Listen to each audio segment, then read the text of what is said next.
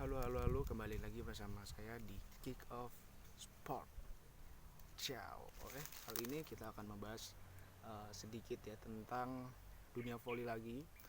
Karena ini dunia voli sedang ramai-ramainya ya teman-teman, yang mana apa namanya beberapa pemain-pemain kita itu dilirik oleh tim-tim luar negeri, terutama pemain-pemain putri kita ya teman-teman. Seperti biasa, pemain-pemain seperti siapa? Megatron ya, yang terus menerus digaungkan ya kan dalam dunia pervolian Indonesia. Kemarin ya, 3 minggu yang lalu dia dikontrak oleh tim Korea ya teman-teman, dan ini sangat menggemparkan Korea ya. Bahkan media-media besar di sana sampai membuat konten khusus untuk Megatron ini ya.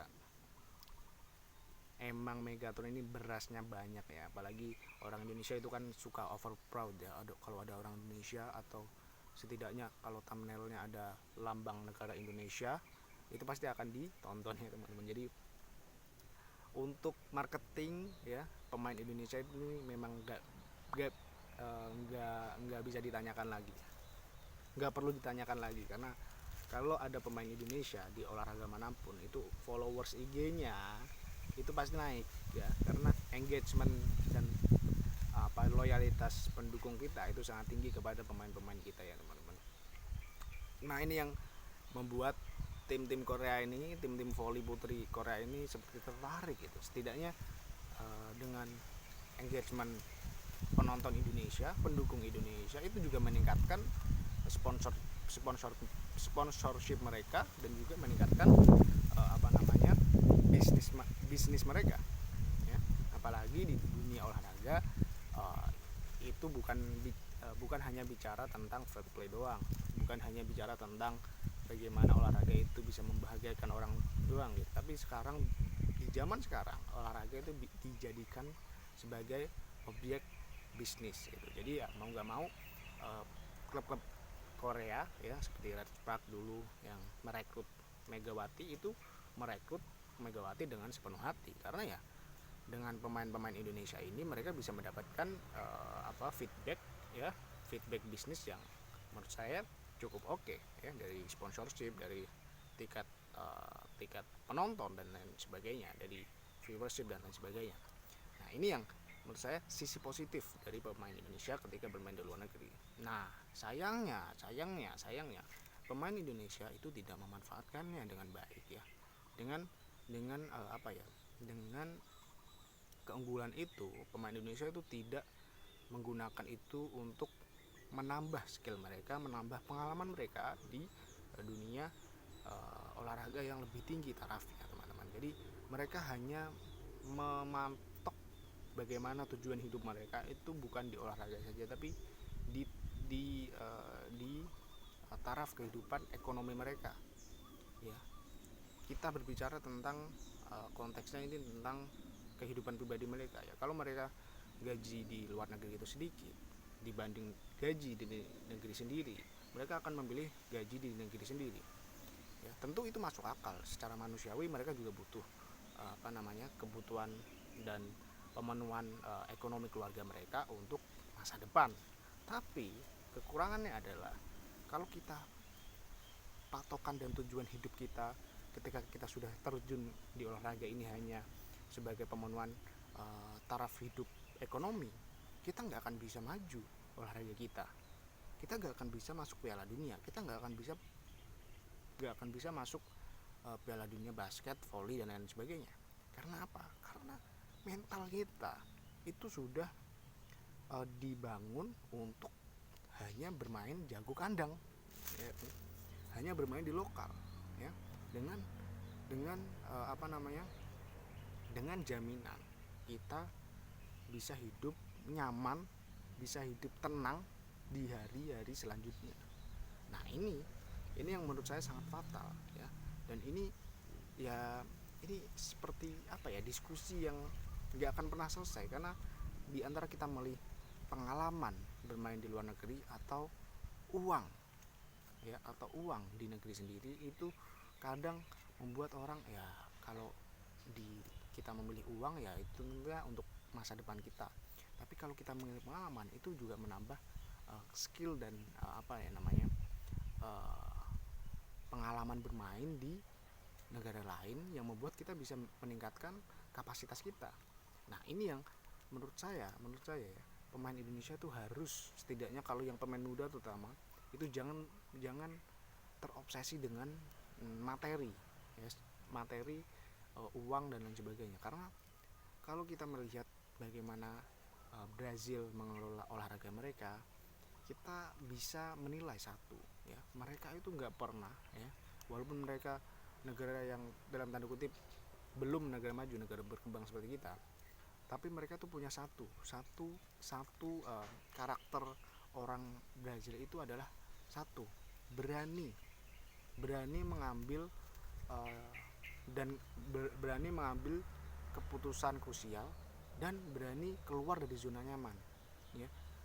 Di negara mereka, liga mereka tuh kurang bagus apa, ya, liga volley mereka tuh kurang bagus apa, liga basket mereka tuh kurang bagus apa, tapi pemain-pemain mereka itu banyak berkelana di luar negeri, ya.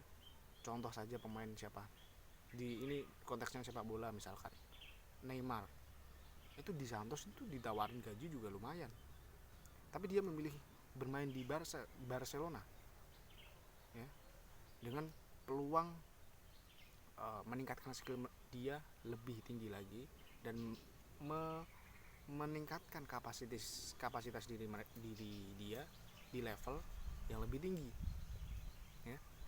Contohnya di sepak bolanya Brazil, ya, itu jadi contoh yang menurut saya sangat bagus untuk para pemain Indonesia, bagaimana mereka itu berani mengambil resiko dan berani meninggalkan zona nyaman mereka untuk mendapatkan value dan mendapatkan pengalaman, ya, dan syukur-syukur, ya kan, bisa mendapatkan pendapatan yang lebih banyak, ya.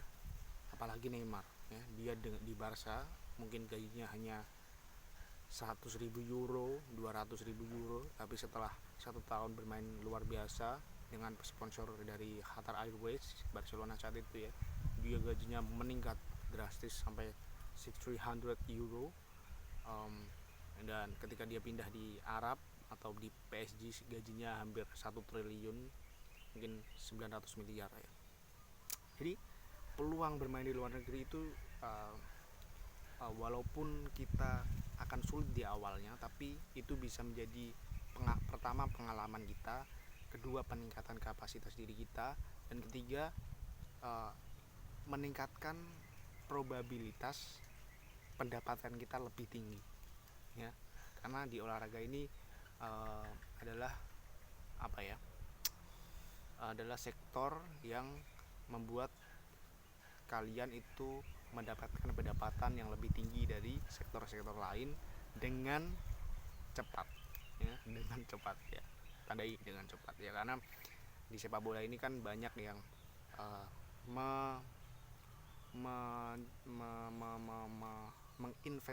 menginvestasikan uang mereka di sepak bola ini, terutama uang Arab ini yang sangat gila akhir-akhir ini, teman-teman.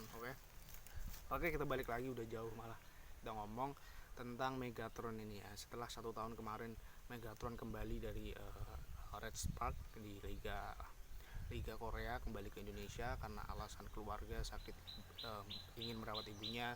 Terus 1 tahun terakhir ini dia juga bermain di liga domestik kita, kalau nggak salah dia di Jakarta Bin Samator atau apa sih namanya di Jatim, ya, saya lupa namanya, pokoknya Surabaya Bin Samator atau Jakarta Bin apa gitu, ya. Dia bermain di liga lokal kita di Proliga. Saya kurang update, mohon maaf, ya, mungkin teman-teman bisa update bagaimana Proliga kita dan apakah selama 1 tahun ini dia bisa juara atau enggak. Tapi ya mungkin dengan posisi dia di liga lokal, dia tidak, menurut saya, sepengetahuan saya, dia tidak seperform ketika di Korea, di Red Spark pada 2024-2025, ya, teman-teman. Dan akhirnya setelah 1 tahun bermain di liga lokal, dia kembali lagi di liga Korea. Bersyukur banget kita bisa melihat, ya, pemain berani seperti Megatron atau Megawati ini bermain di level kancah dunia, apalagi di kompetisi seketat dan semasif ya di Liga Korea ini ya. Tentu semoga kita harapkan pemain-pemain lain terinspirasi ya dan menjadikan patokan ya, bahwa pemain Indonesia itu bisa bermain di luar negeri dan pemain Indonesia itu berani bermain di luar negeri. Ini penting sekali karena kalau kita lihat banyak pemain yang ya hanya di zona nyaman mereka, bermain di liga lokal, dekat dengan keluarga, tidak mau mengambil resiko dan tidak mau meninggalkan zona nyaman mereka ya. Jadi ini adalah benchmark yang bagus untuk pemain-pemain lain untuk berani mengambil resiko dan meninggalkan zona nyaman mereka demi meningkatkan kapasitas diri dan kualitas diri mereka sendiri ya teman-teman. Oke, kita doakan pemain-pemain lain ya tidak hanya voli, sebenarnya semua sektor olahraga, voli, basket, futsal, apalagi badminton ya, terus